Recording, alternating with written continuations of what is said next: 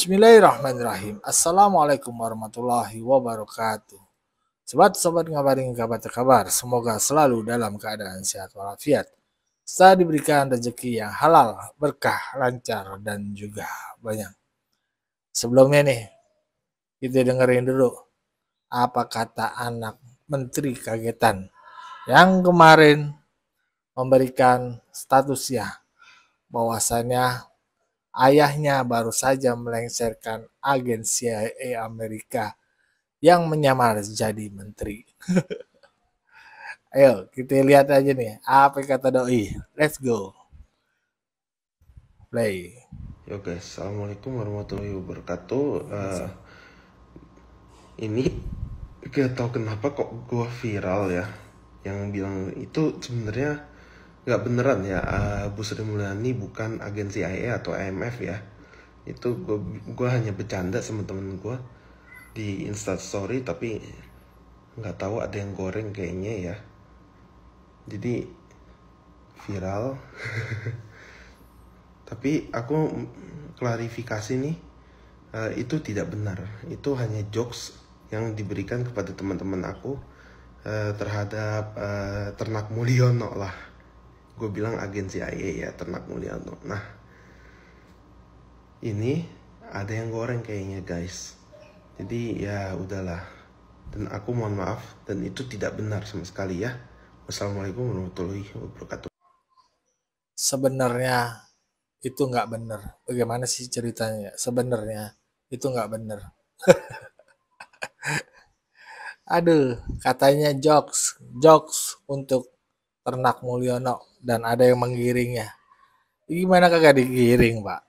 Bapaknya ini adalah pejabat politik, ditempatkan di tempat yang jabatan politik yaitu menteri. Ya pasti digiring lah.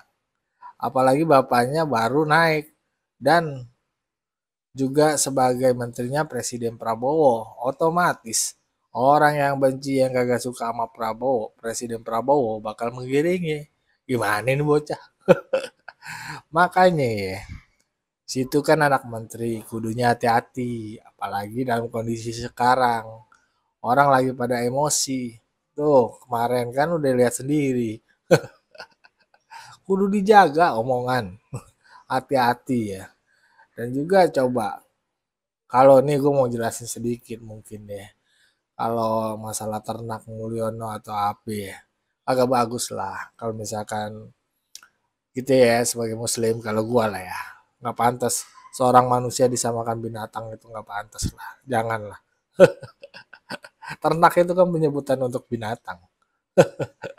Ya janganlah, jangan sampai, atau onta menyetarakan, janganlah. Tapi itulah ya tadi apa klarifikasi si anak ya. Aduh. Dan ada lagi yang terbaru nih dari bapaknya ini, Mbak ya. Bapaknya tuh diminta turun sama BEM UI.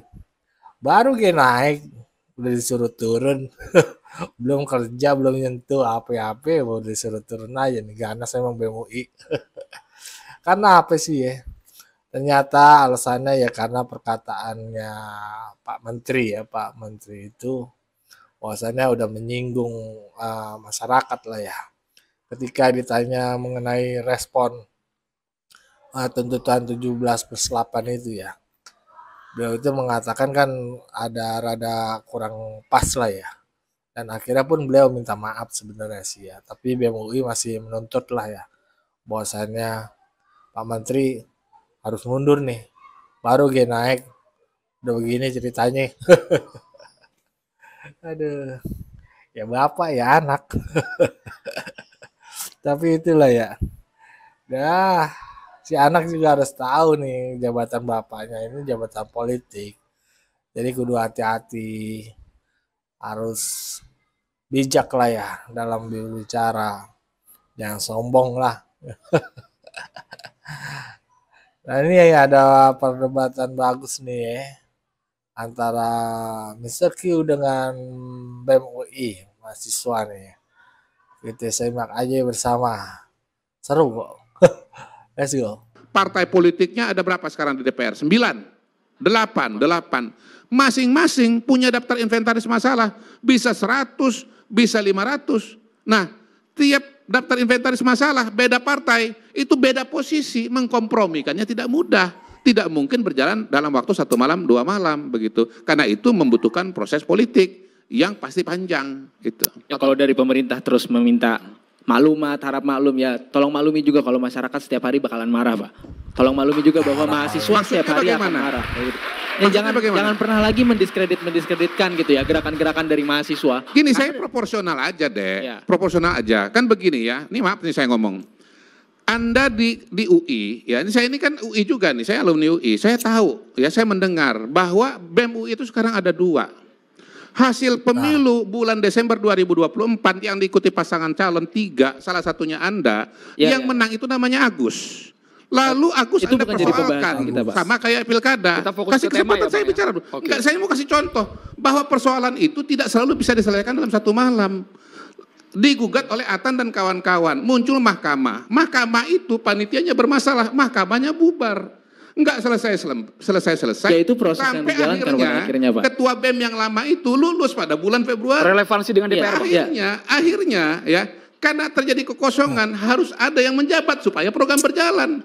Rektor UI melihat kepada konstitusinya mahasiswa Universitas Indonesia. Lalu bagaimana ini bisa ditarik Undang-Undang ke Dasar pemerintahan ini saat ini, Pak? Mahasiswa tuntutan ini apa? Yang harus menjadi pemenang adalah sesuai dengan pemira yang dipilih oleh rakyat. Jadilah Agus. Relevansi dengan kejadian tuntutan di DPR. Contohnya sederhana. Itu proses yang panjang. Bahwa untuk di UI, mahasiswa menyelesaikan persoalan itu memerlukan beberapa bulan. Sekarang kita bicara negara Republik Indonesia. Di dalam setiap proses itu selalu dikawal Pak, oleh mahasiswa. Dan jadi sedang memerankan proses itu pasti membutuhkan proses. Begitu loh. Nggak bisa proses itu nggak penting kan. Bergantian boleh ya? Boleh. Kita kasih suara dulu Bang. Proses ini yang sedang kita kawal. Bukan berarti ketika ada proses bukan berarti pengawalan sedang dikawal. Proses dari pemerintah dalam menjawab tuntutan. Ya gitu, tapi kita tidak ingin mengawal juga. Kami tidak ingin yang namanya simbolisme. Kita semua mengawal, semua mengawal. Tapi kalau Anda katakan ini harus selesai, kemudian tidak bisa menunggu, nggak bisa juga. Anda sendiri sudah merasakan. Anda sendiri bisa merasakan bahwa kalau ada masalah, mencari solusi itu harus berbicara dengan banyak orang dan mencari titik temu. Dan itu tidak selalu mudah.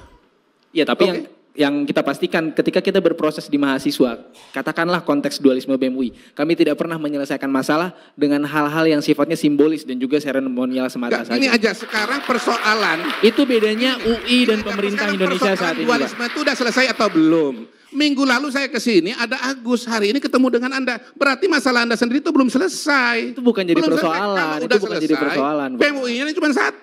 Kan yang penting bagaimana kita mengawalnya, Pak. Yang penting adalah apa yang dibawa oleh mahasiswa UI. Berjalan. Gitu. Silakan terus berjalan, jadi, apa-apa. Bang Kodari bisa nggak dikatakan bahwa ujungnya nanti insya Allah nanti akan selesai. Jadi proses bernegara sangat wajar ketika itu panjang lebar. Alot ya Bang ya? Pasti memerlukan proses. Semua program pemerintah juga memerlukan waktu. Misalnya MBG, 30.000 titik, melayani 83 juta. Nggak mungkin selesai dalam 1 malam, 2 malam. Negara lain membutuhkan waktu lebih panjang. Kita sudah termasuk cepat. Tetapi bahwasanya itu bisa terlaksana dan punya dampak ekonomi yang maksimal, itu juga perlu waktu. Yang penting saya mau katakan begini, kalau bicara soal kesenjangan, Pak Prabowo itu nomor 1. Dari bukunya, dari awal sebelum jadi presiden, komitmennya ke sana. Dan semua yang dilaksanakan itu untuk meringankan beban rakyat. Wah, Pak MBG gak ada kaitan dengan senjang. Salah. MBG itu untuk mengatasi kesenjangan gizi. Ada 20% rakyat Indonesia yang sampai hari ini masih stunting. Jawabannya apa? MBG, Pak. Kita tidak membawa ke sana, Pak. Tapi Pak Prabowo memiliki komitmen. Pak Prabowo berusaha menyelesaikan masalah bangsa. Ini kan contoh konkretnya. Saya menceritakan apa yang dikerjakan. Contoh konkret itu adalah bentuknya kebijakan, Pak, bukan statement.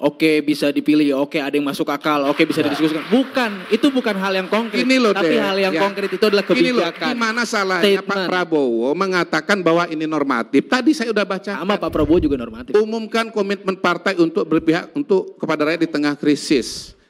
Ya, itu kan tidak rumusan operasionalnya apa gitu. Kemudian soal tarik TNI, kembalikan TNI ke barak. Ada undang-undang TNI yang memang mengatur bahwa tugas TNI itu salah satunya adalah perbantuan kepada polisi ketika diperlukan.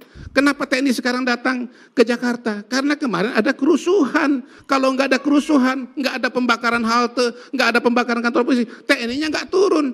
Oh Pak, cepat segera